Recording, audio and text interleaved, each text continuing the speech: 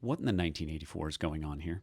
In one of their most Orwellian moves yet, Elon Musk and Donald Trump have started to use the doggy boys to block access to things like the Internet Archive, New York Times, Wired, and the Washington Post, making it so that federal employees no longer have free access to useful information. Now, why are they doing that? Because Elon Musk and the doggy boys are going into all of these federal departments and they're wreaking havoc. And Wired has been doing some incredible reporting, identifying members of the doggy team under Musk and showing how they came out of criminal hacker communities that were adjacent to neo-Nazis. So just after there was an announcement about the gutting of the Social Security Administration, federal workers started to notice that they couldn't visit wired.com anymore. Now, the Trump-Musk administration is going to tell you that, oh, this is fair and balanced. We also block things like Breitbart. But we've seen this trick before. They just shook up the Pentagon press corps, kicking real outlets out of the Pentagon, out of their office space, and inviting in propagandists like One America News and Breitbart.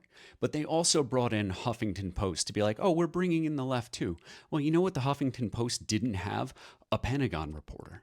So while they try to gaslight you into believing that this is fair and balanced, you should know that the Trump administration is also blocking journalists from entering conferences that are not even sponsored by the government, but by nonprofit organizations.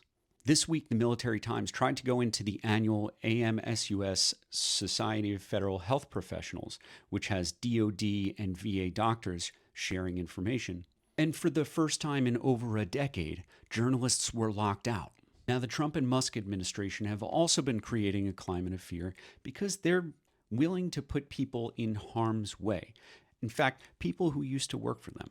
I know it's only been about 6 weeks, but it feels like forever ago that Donald Trump pulled the security details for people like Mike Pompeo, John Bolton, and General Mark Milley, people who domestic extremists and foreign terror groups want to go after.